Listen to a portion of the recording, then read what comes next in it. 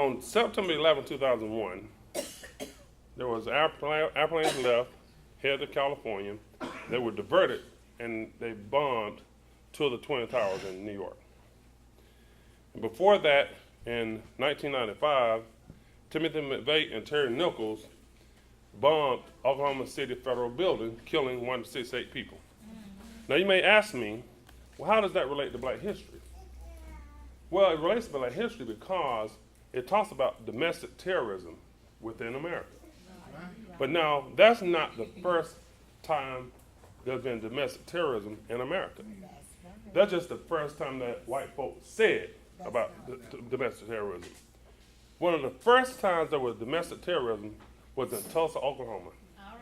When they dropped a bomb and burned people alive at Black Wall Street. Now, don't talk about that, but they flew over them, dropped a bomb on 600 successful black businesses. Buildings that black people built with their own hands. All right? That's Black Wall Street. They don't talk about that, though. But that's the first sign of domestic terrorism was in America against black people in Black Wall Street. We're talking about our own business, doing our own thing. But yet, as I talked about, demonic spirits came and they dropped bombs on us there. All right? Now, on May 13, 1985, there's an organization called MOVE in Philadelphia. Right? They were minding their own business, standing on everybody's way. But they flew helicopters over there and dropped 2 one-pound bombs and blew up almost 2 city blocks, destroying 65 homes, killing everybody in that range. They dropped bombs on us again. Domestic terrorism against black people. All right? So before you start talking about 9/11, let's talk about us. All right? Now, I want to say this. I'm not going to say, and one thing I want to point out, all black people, white people are not bad. All right? Not all white people are bad. But there's no way I can talk truthfully about black history unless I talk about the horrific, murderous history of white people. Okay? You cannot separate the two. All right? No matter what you're trying to say about forget the past, whatever, the past is us. We got to understand the past, but we don't repeat the past. Okay?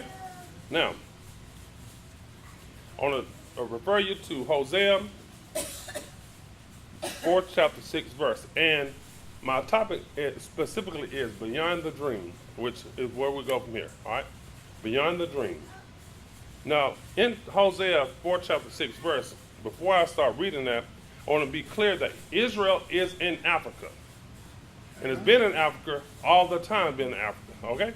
Never moved anywhere else, didn't go to Asia. That's right. Israel is in Africa. That's right. And black people are in Africa, right. All right? So when we talk about Israel, who are you talking about? Black people. We're in Africa. Be clear on that. Now, the original Israelites were African. That's right. They were black. That's in the scripture. Now, Hosea 4th verse says, Hear the word of the Lord, ye children of Israel. For the Lord hath controversy with the inhabitants of the land, because there is no truth, nor mercy, nor knowledge of God in the land.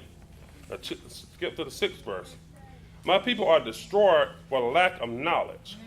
Because thou hast rejected knowledge, I will also reject thee, that thou shalt be no priest to me, seeing that thou hast forgotten the law of thy God.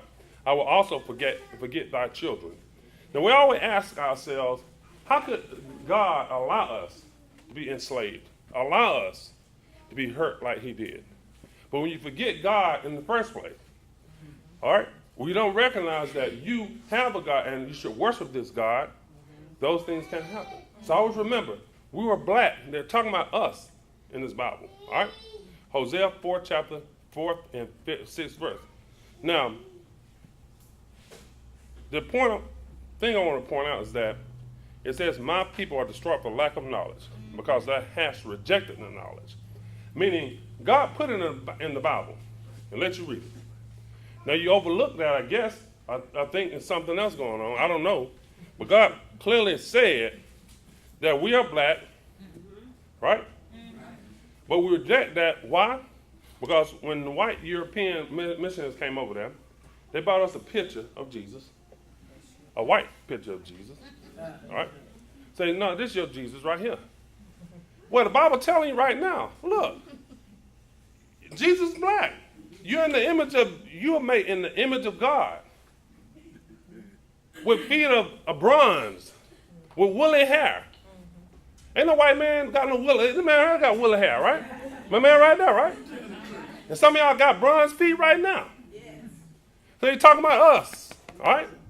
But when you trade in our God for this white image of God, because somebody came and told you, hey, this your God here, this is a white Jesus that died for you.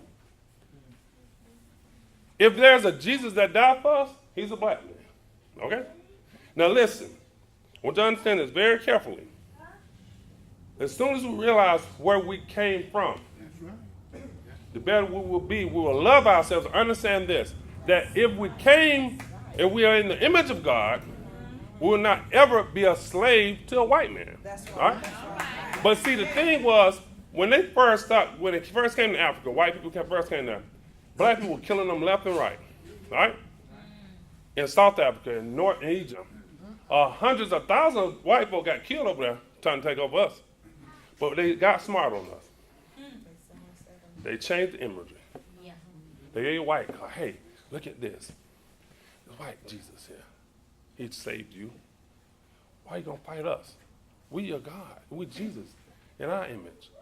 And we traded God in. That was the problem. That's what he's saying right here.